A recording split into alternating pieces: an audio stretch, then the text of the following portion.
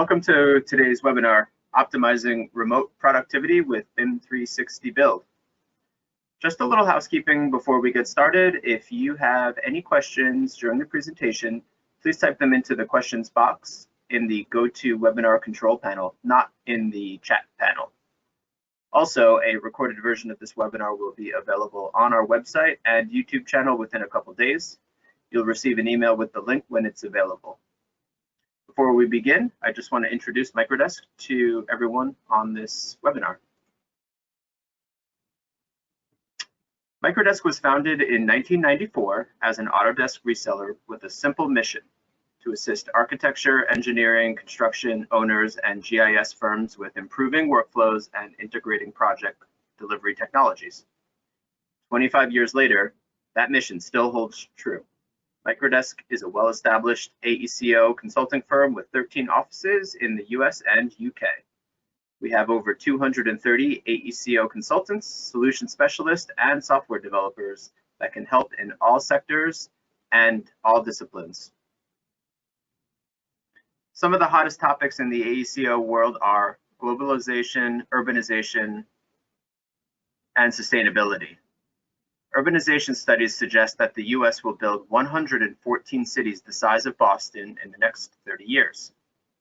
Here at Microdesk, we can help to make sure you are prepared to meet these demands. We use software from industry leaders and combine it with our vision and passion for sustainability to meet the demands of urbanization. Our team of industry expert consultants are redefining project delivery and asset management. We're committed to helping clients realize the business benefits of BIM quickly and economically by facilitating the use of innovative technologies and processes. Whether it's streamlining your design, construction, or operations, our consulting team is the nation's largest and most experienced group of AECO technology consulting professionals.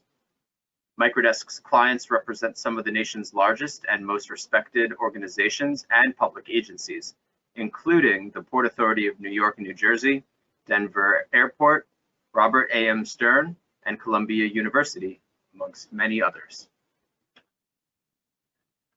To help support the industry with these demands of urbanization, we provide full-service consulting. This includes building information modeling services, enterprise strategy and workflow assessments, technology management, mentoring and support, application development, and much, much more. We partner with world leaders such as Autodesk and IBM to utilize innovative technologies and methodologies to empower sustainable design and overcome local challenges. Our vision is to reduce the environmental impact of urbanization by helping the AECO industry to design, construct, and operate better projects more efficiently by leveraging the full potential of BIM, VDC, and asset management. Before we begin, just a quick intro about myself. My name is Akira Togawa. I am a strategic business consultant here at Microdesk with over a dozen years of experience. I'm a mechanical engineer by trade, and I focus on fabrication and construction in the sectors of large-scale industrial, commercial, and process projects. I'm also an Autodesk software expert. Today's agenda is to specifically focus on BIM 360, the build package. So we're going to first look at the ecosystem as a whole to see how the build modules fit into the larger ecosystem. Then we're going to look at where construction software currently stands in the industry and how it compares to other sectors. And then we're going to really get into how build can help some of the solutions to some of the pain points that we're seeing. And lastly, closing out with some questions. Here's a snapshot of the BIM 360 ecosystem. On the left, we have BIM 360 Design, which is really a means of collaborating across multiple teams, Revit cloud work sharing, access control, and coordination. BIM 360 Coordinate is a way of looking for clash detection, just interoperability between multiple trades, comparing 2D documents, change control, issue management. And then today what we're going to be focusing on is BIM 360 Build.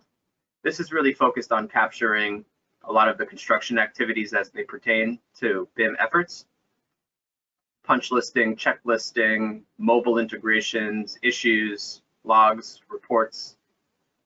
And then at the bottom of this slide, we can see that this is all tied together using BIM 360 Docs, which is a common platform for storing all of our working files, issuing files, mockups, viewing files.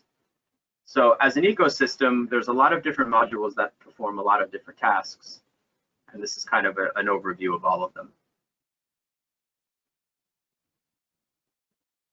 Next up is looking at where we currently stand with construction software. So we know that the construction industry is a very large piece of our gross domestic product, but what many don't realize is that the construction industry is not as efficient as other industries. And in fact, a lot of the rework due to design not matching field conditions or what the current conditions are at the site end up costing us $15 billion a year just to rework some of the design changes or field conditions that change.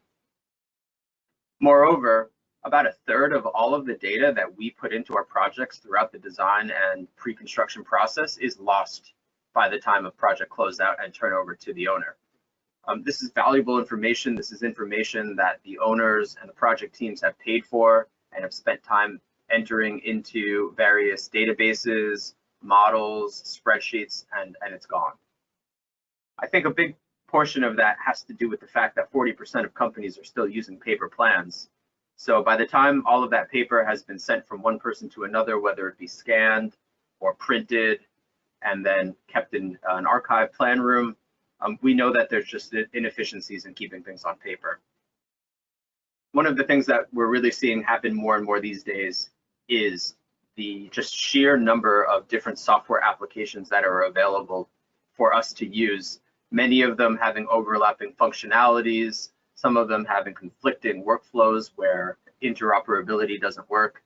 And when you look at all of those together, that's really where the $15 billion a year in rework and 30% of data lost comes from, is the fact that we're in paper and that there's many, many different forms of applications being used, and the end users don't know where to put all that data. Here's another very compelling graph here, which highlights where construction lands when it comes to digitalization. So if we think about the multi-billion-dollar industry of construction and think about all the technology that's available to us, we have a single project could be $1 billion in itself, and yet we're right above agriculture and hunting when it comes to digitalization, which is really eye-opening. Thinking about all of the cool stuff that's out there for VR, AR, BIM, and yet we're very low on the list. And I think a lot of that goes back to what I had in my previous slide, which is that, we still use a lot of paper. Paper's still very needed out in the field because maybe no one knows which software applications are needed, and if they want to guarantee that they have the right information, those paper plans seem to help out when needed.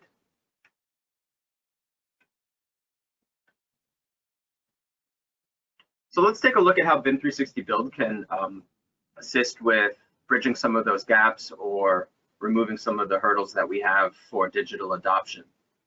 BIM 360 Build has a couple different features that I have here on the screen. The ability to capture meeting minutes is great, and we'll demo that in a little bit.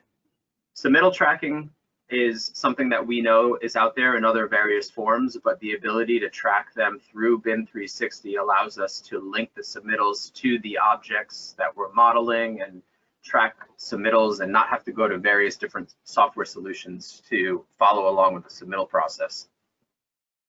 Quality control is a big one. I think this ties both into general design and construction, but also safety, where we need to make sure that we have a quality job site, that people are performing quality work, and we can use checklists and other punch listing items to capture any issues that we're finding. RFI tracking is another real part of projects. This goes back to the $15 billion worth of rework. When I'm out on the field and I need to capture some information that I need, or I have more information that is required, it's very challenging sometimes to ask for that information in a concise way in which I will get the pertinent information back from whoever has that information. There's been many times where I've issued RFIs and gotten back vague information, which hasn't really helped. And I have two choices. I either go back and ask for additional clarification, which means more stoppage or lag of construction time, or I use insufficient information to further the construction process, which increases the risk of it being wrong. Another thing that we're going to look at during this webinar is the daily reporting. And some of the recent improvements to BIM 360 allow for not just a single pane of glass to show the information that we're putting in, but it also is able to analyze that information and give us some predictive or preventative measures that we can watch during the construction process.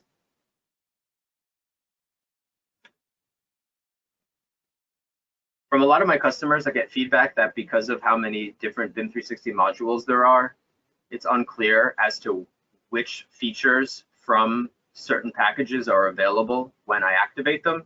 So as part of this webinar, I'm identifying that on the right, you can see that BIM 360 build provides you with the functionality of checklists, submittals, and RFIs, but that those are specifically enabled by activating the field management and project management modules within your BIM 360 environment. If you're unsure if you have licensing for this, or if you have questions about how to purchase these modules or entitlements, please reach out to your reseller or call us at Microdesk for technical support. We'd be happy to walk you through that. Below the four modules, the three modules here on the screen, I want to emphasize that document management and BIM 360 insights are very critical to ensuring great project success. BIM 360 build on its own can be used for checklists and RFIs, but hosting the same affected documents on BIM 360 docs and using BIM 360 insights to give us some project analytics really makes for a complete project solution.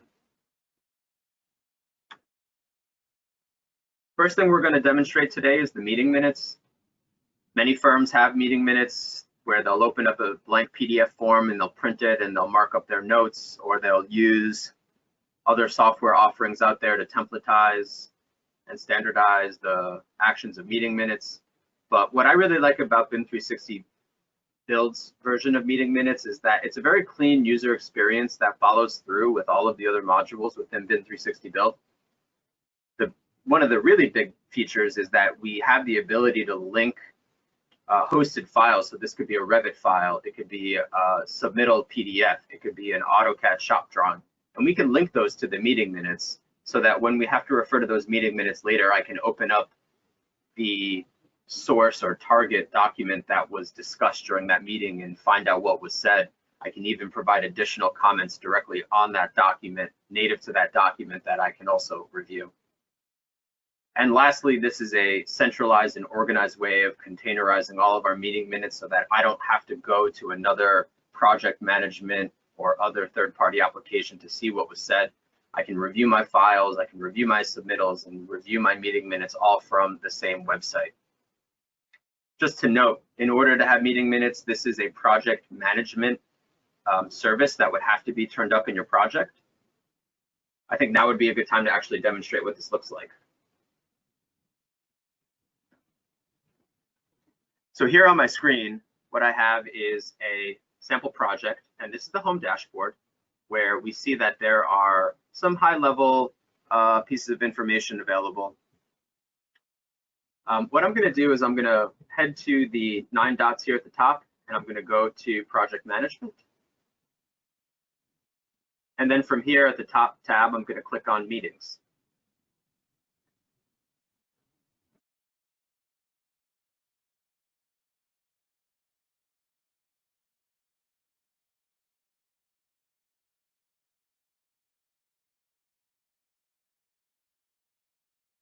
We have a nice clean screen here which shows a calendar, and I can pick on any particular day and review the meetings that were held on those days. Here I have a project kickoff meeting that was held yesterday. And what we have is the number here. This is the meeting minute number. This is just the first meeting of the project.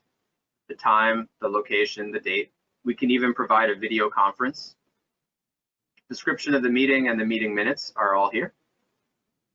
we can create new sections, we can create new items, we can tag them as being open or closed.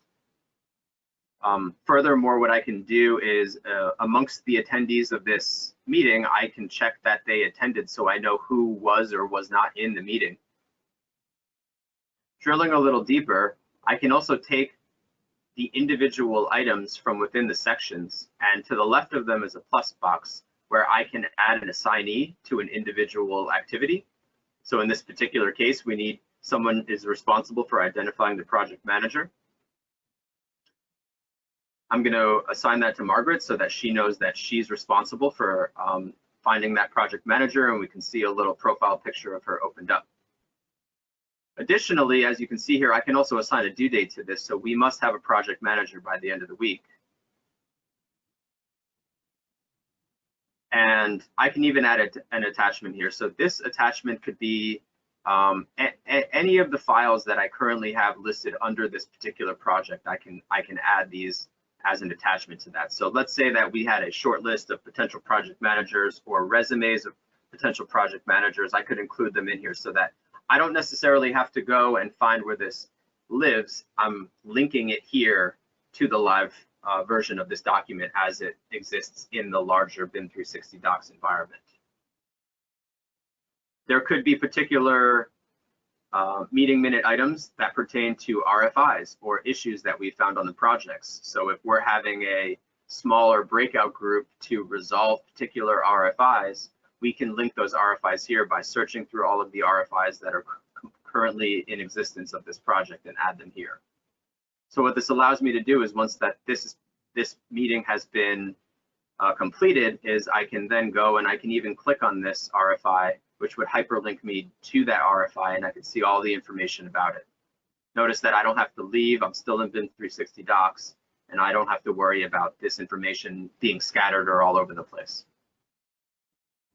I can mark the minutes, and this would basically lock them down so that no one can change them. I would be the only person who could unlock it to make some changes retroactively. But what we're going to do is we're going to continue this by saying that we have a couple of these closed. So we already developed our CAD and BIM standards, and those are closed. But we're going to have a follow-up meeting after this to close the remaining items, which we can't resolve during this particular meeting. And so up here on the right, what I can do is I can click on follow-up meeting, and you can see here on my screen, the description says that it will copy the entire meeting description and open agenda items, invitees, and locations to a follow-up meeting. What I like about this is that it doesn't carry over the closed items, so I only have to look at what is still remaining from that last meeting, and then we're going to choose next Monday as when we're going to have that follow-up. The invites will go out to all of the key stakeholders who were on here. Here's the meeting, and you can see here that what's left from BIM standards is just the Navisworks piece. These are still due. And what we can also do, if I just go back and so here's the scheduled agenda for that meeting. And you can notice that it is a follow-up. And I can actually do the drop down and look at, okay, this is the active meeting that we will have next week, but it even links me to what the previous meeting is that warranted a follow-up. So I might not know the date of the previous follow-up, and I don't want to go searching for it, so it's nice to have this here so I can just quickly recollect what was happening. The last thing I'm going to show about meeting minutes is that we can export these, and what this does is it just creates a PDF that we could issue for whatever reason. Maybe there's a party or organization that wasn't able to make it or doesn't have access to BIM 360. I can generate these PDFs, store them for backup purposes or anything of that nature. And there it is. I'll open it up and we can take a look at the format. It mirrors what we see in the website.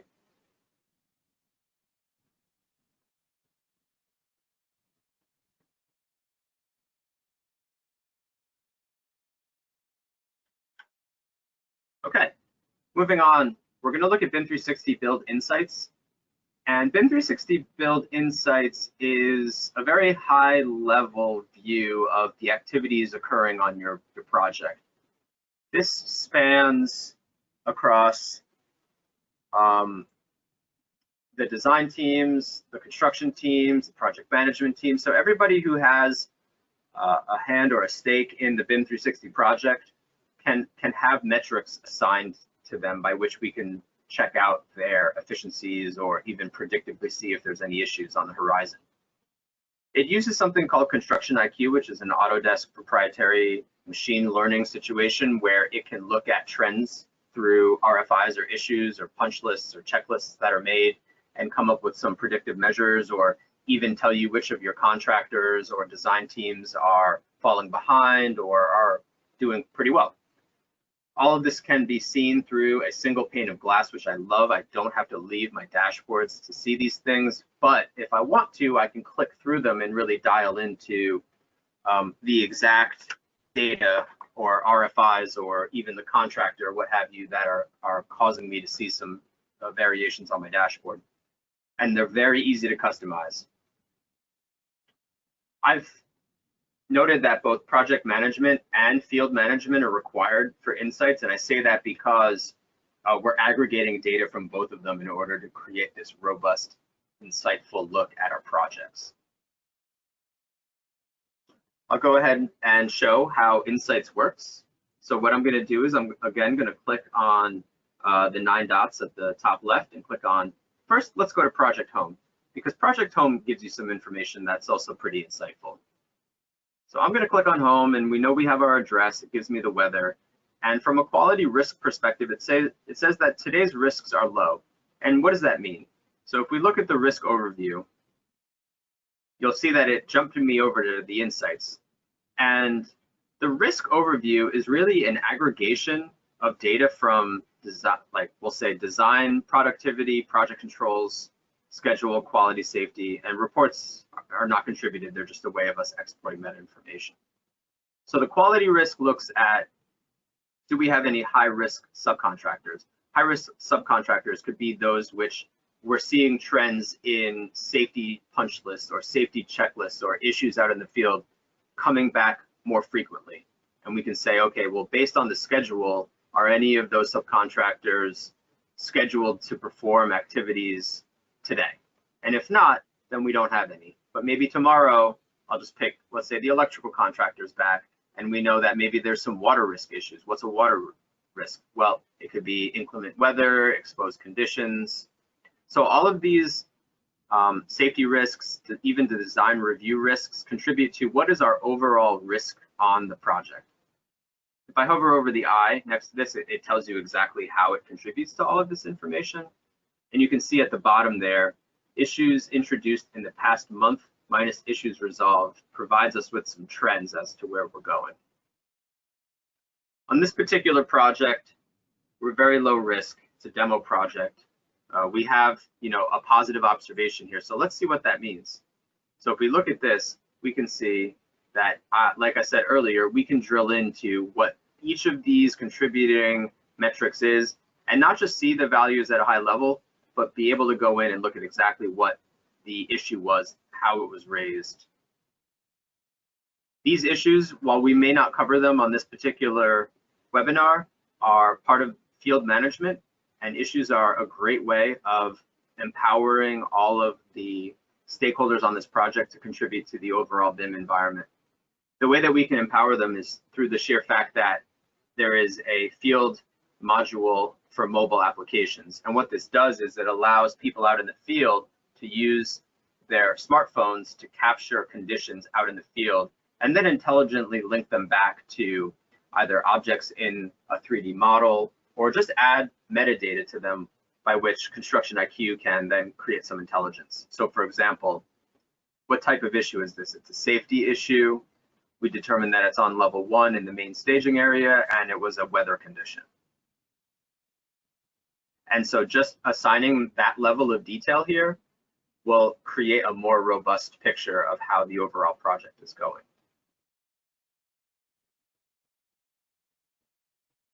So if I go back to Insights and we go to quality, for example, we can see here that we have designated our root causes for 5 of our items. We even have some quality checklists, which I'll get to in a minute. And we can see that today we had, if I hover over here, 1 item on a checklist passed and 3 items failed. So what I can do is I can say, well, let's see which checklists we had issued today. So what I'm going to do is I can either go to my reports and look at a very high level of all of my checklists, or I could simply go to my field management and explicitly review the checklists themselves.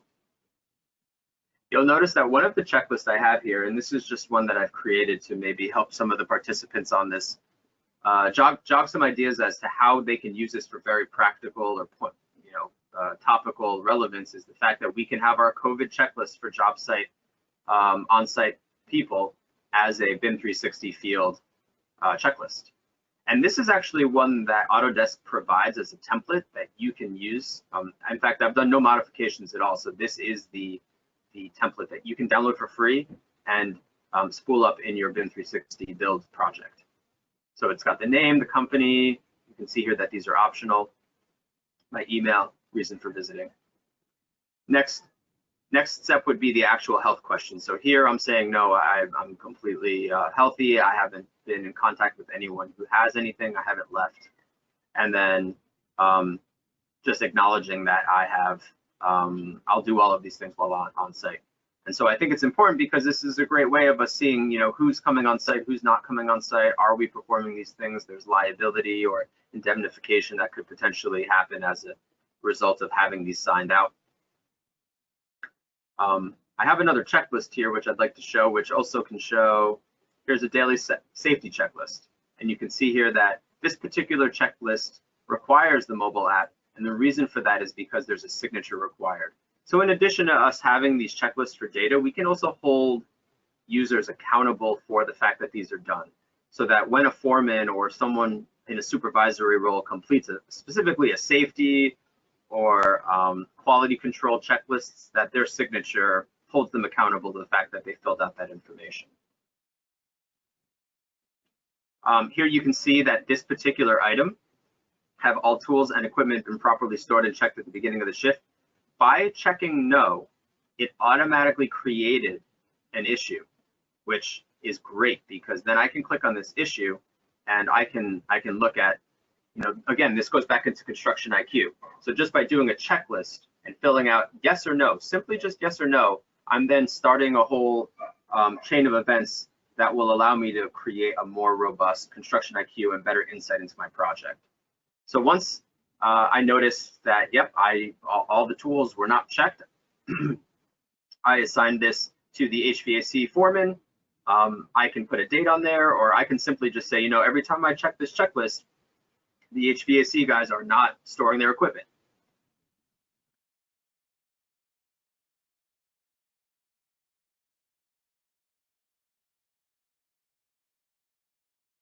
And for those checklist items which we've checked as yes, no issues have been made. So the intelligence is there to say only if something fails do we warrant creating an issue.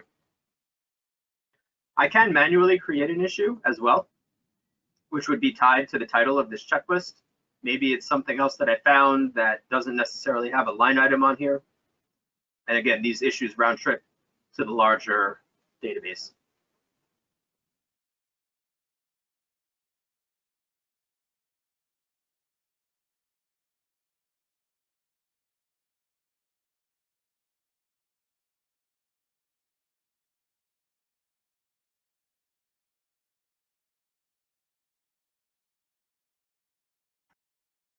Okay, so with that being said, I'm just going to open it up to any questions. I'll be monitoring the questions window in the webinar.